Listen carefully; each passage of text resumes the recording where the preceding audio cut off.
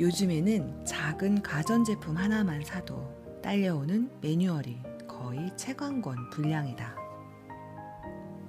부품 설명부터 시작해서 취급 시 주의사항 등 온갖 내용들이 빼곡하게 들어차 있다. 이걸 누가 다 읽어? 하면서 보통 받는 대로 서랍 안에 넣어버리는데, 그러다가도 그거 어디다 뒀지? 하며 다시 찾아볼 때가 있다. 바로 제품이 제 기능을 하지 못할 때다. 부품에 문제가 생기거나 성능이 예전 같지 않을 때면 보지도 않던 매뉴얼을 들춘다. 그럼 웬만한 것들은 거의 해결되는 편이다. 물론 그래도 안 되면 전문가의 도움을 받아야 하지만, 나는 감정에 관해서도 참고할 만한 매뉴얼이 필요하다고 생각한다. 매일 감정에 목줄을 달고 살아갈 수는 없지만, 어떤 이유로든 감정이 삐걱댄다고 느낄 때는 총체적인 점검이 필요하다. 감정은 찰나지만 자세히 들여다보면 몇 개의 단계를 거쳐 나타나고 사라진다. 감정에 끌려가지 않고 주인 노릇을 하기 위해서는 이것을 하나의 온전한 프로세스로 이해할 필요가 있다. 제대로 알아야 내 것처럼 사용할 수 있으니까 말이다. 감정은 출현, 자각, 보유, 표현, 완결이라는 5개의 단계를 거쳐 나타났다가 사라진다.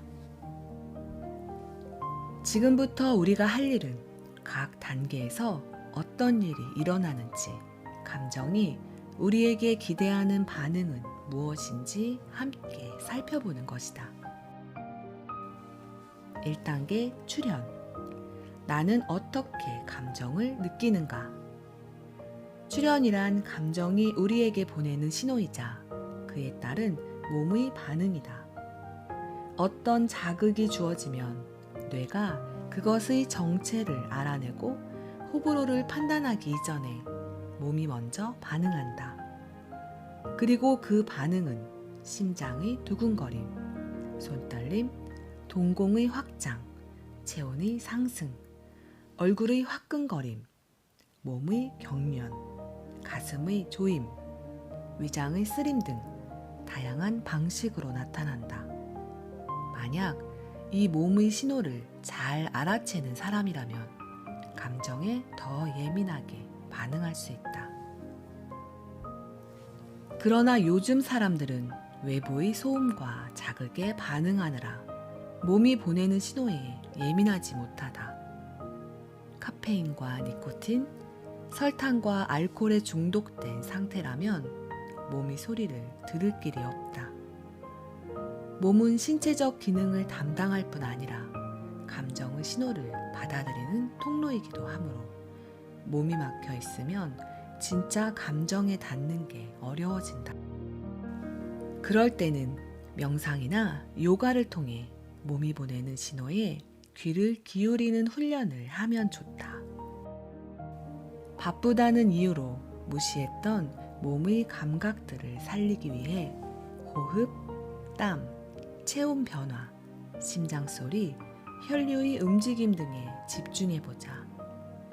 머리로 생각하는 시간 대신 몸을 느껴보는 시간, 감각을 바라보는 시간, 몸의 변화를 찾아보는 시간을 통해 온몸을 관통하는 자극들을 의식해보자. 몸은 우리에게 조용한 방식으로 말을 건다. 그래서 귀를 기울여야 그 소리를 들을 수 있다.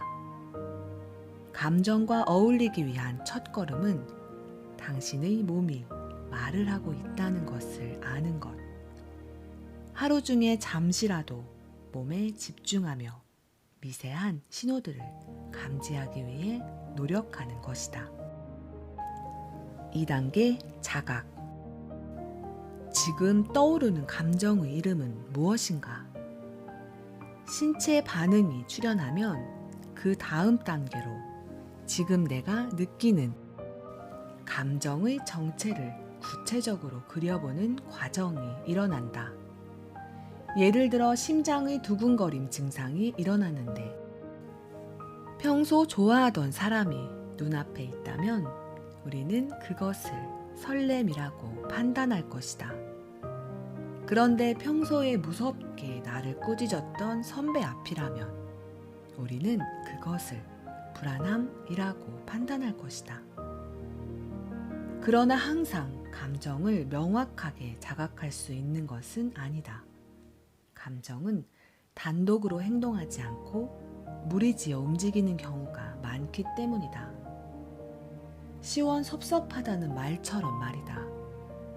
슬프기도 하고 기쁘기도 하고 좋기도 하고 아쉽기도 하고 감정은 페이스트리처럼 여러 층을 이루고 있기 때문에 파악하기가 쉽지 않다. 게다가 감정은 순식간에 얼굴을 바꾼다. 감정은 정확한 것보다는 익숙한 것을 좋아한다. 살면서 다양한 감정을 경험해보지 못했거나 억누르거나 조종당해온 사람일수록 낯선 감정을 불편하게 여겨 빨리 벗어나고 싶어한다. 오랫동안 희망을 느껴본 적 없던 사람이 기대와 기쁨을 누리지 못하고 어린 시절 불안에 익숙했던 사람이 고요함과 안락함을 견디지 못하는 것처럼 아무리 좋은 감정들이라 할지라도 익숙하지 않으면 무시하려고 한다. 그래서 오랫동안 특정한 감정에만 노출된 사람일수록 감정의 얼굴이 더 빨리, 더 자주 바뀐다. 느낌에 대한 신뢰가 없기 때문에 낯선 감정들을 피하거나 왜곡시켜 버린다. 반면 어릴 때부터 감정을 존중받아온 사람, 자연스럽게 감정을 표현하고 나누는 관계를 맺어본 사람들은 다르다. 그들은 감정을 제대로 알아차리고 그것으로부터 도망가지 않는다. 위장된 감정들 사이에 숨어있는 진짜 감정을 찾아낸다. 진짜 감정을 찾는 것이 중요한 이유는 그 안에 말하고 싶은 핵심이 있기 때문이다. 감정은 우리에게 무엇인가를 알려주려고 한다. 감정의 이면을 잘 살펴보면 전하고 싶은 속내, 간절히 바라는 욕구, 이루고 싶은 목표들이 숨겨져 있다. 어떤 감정의 문을 여는가에 따라 그것과 닮은 말이 따라온다. 따라서 마음과 다른 말을 하지 않기 위해서는 복잡한 감정들 사이에서 진짜 감정을 인식하는 연습이 필요하다. 얼마 전 후배와 식사를 하고 있는데 후배의 엄마로부터 전화가 걸려왔다. 전화를 받은 후배는 옥신각신하더니 됐다고 내가 알아서 해요 하는 말로 대화를 마무리하더니 고개를 숙인 채 전화기만 만지작거렸다. 무슨 일 있어? 아니요, 자꾸 음식을 해서 보낸다잖아요. 잘 먹지도 않는데. 그랬구나. 그 말 들을 때 기분이 어땠는데? 죄송하죠. 몸도 안 좋으신데. 아, 짜증난 게 아니라 죄송한 거였구나. 네? 순간 알아차리며. 아, 제가 짜증내는데 익숙해졌나 봐요. 후배는 고마움과 미안함 대신 짜증이라는 감정의 문을 열었다. 짜증의 문고리를 돌리고 나니 그 감정에 맞는 단어와 말투가 뒤따라 나왔다. 만약 후배가 엄마 음식 보내지 마요. 자취하면서 안 챙겨 먹을까봐 걱정하시는 건 알아요. 근데 엄마 몸도 안 좋잖아. 보내주셔도 제가 잘 안 먹게 되니까 미안해서 그래. 엄마 걱정 안 하게 제가 스스로 잘 챙길게요. 하고 진짜 감정을 전했다면 관계는 어떻게 달라졌을까? 그 전화를 끊고 나서 엄마는 어떤 마음으로 하루를 보내게 됐을까?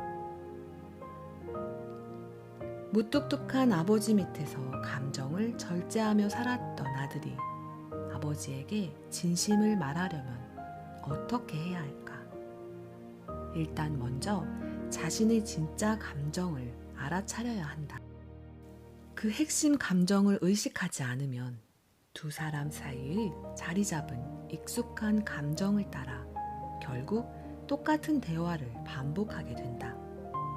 어색하고 쑥스러워서 그런 말은 못하겠다고 손사래를 치지만 그건 역시 부끄러움이라는 익숙한 감정에만 귀를 기울이고 있다는 뜻이다.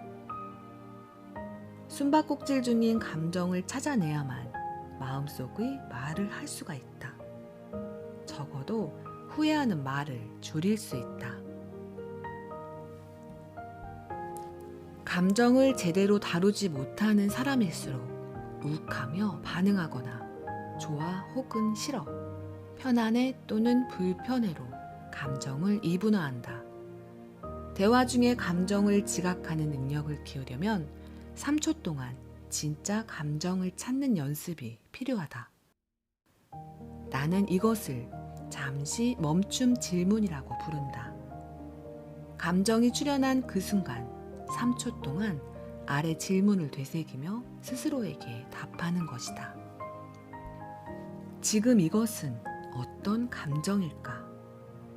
이 감정이 내게 말하는 것은 무엇일까? 후배의 통화 장면으로 되돌아가 보자. 후배는 엄마의 전화를 받으면서 감정의 출현을 감지한다. 미간이 좁혀지고 한숨이 나는 등등. 동시에 여러 감정들이 하나의 덩어리가 되어 쏟아지기 시작한다. 이때 습관적으로 아, 정말 또! 하며 짜증을 내기 전에 3초만 이런 질문을 던져본다면 아마 전혀 다른 결과가 나타날 것이다. 질문: 지금 이것은 어떤 감정일까? 대답: 짜증인가? 미안함인가? 아니면 고마움? 죄책감?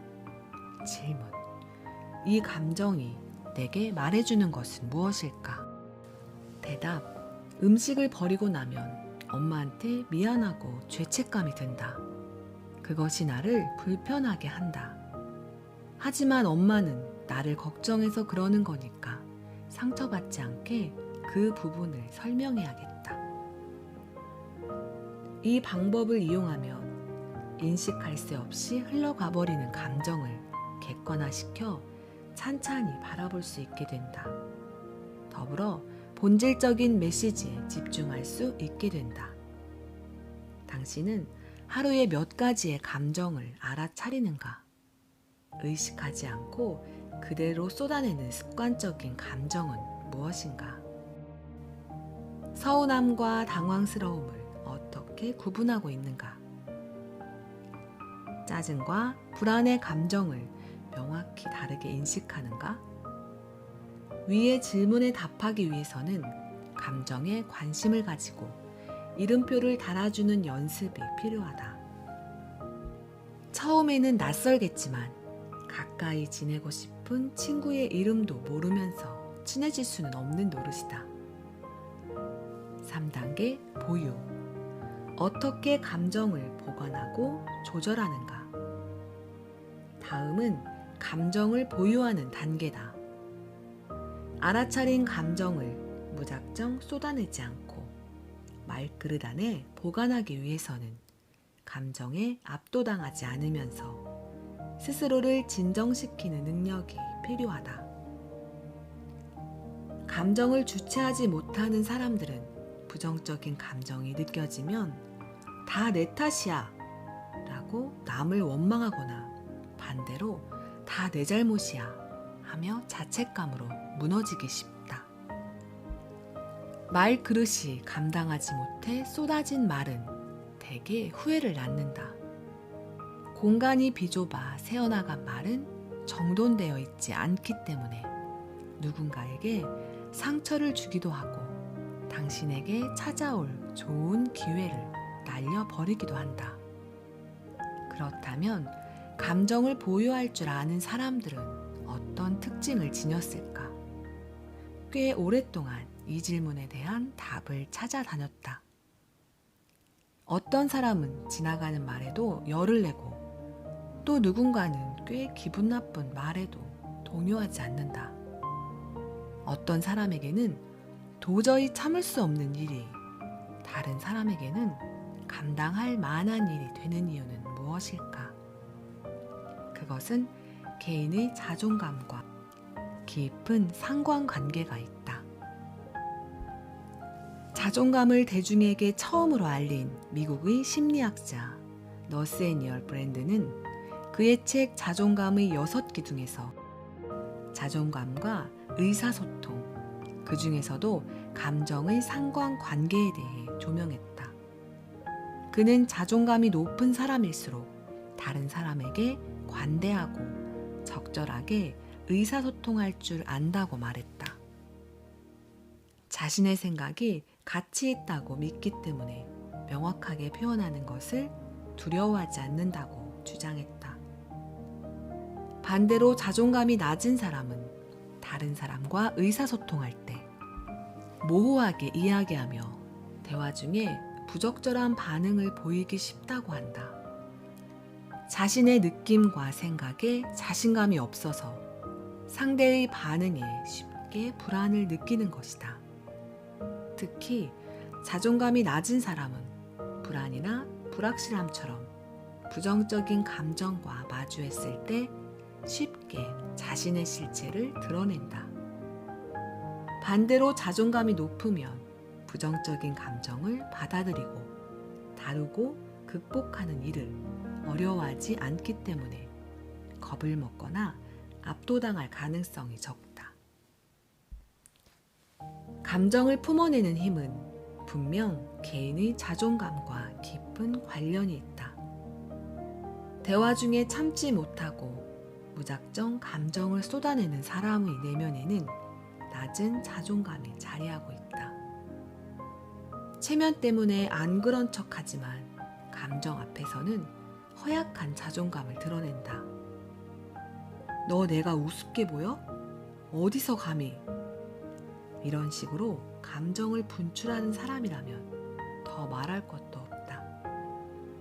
타인을 위협하고 있는 듯 보이지만 실상은 감추고 싶은 무언가를 들킬까봐 겁을 먹고 있는 것이다.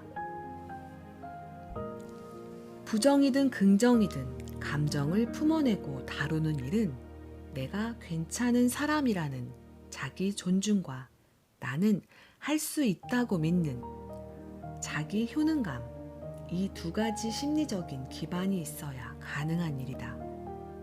물론 그 외에도 컨디션이 안 좋거나 극심한 시간 압박, 집중을 방해하는 주변 환경 속에 있기만 해도 감정은 쉽게 출렁인다. 감정 역시 에너지 자원의 하나이기 때문에 충전 없이 사용만 하면 쉽게 닳아버린다. 참는 것, 버티는 것, 숨기는 것, 과도하게 사용하는 것 모두 감정을 방전시키는 일이다.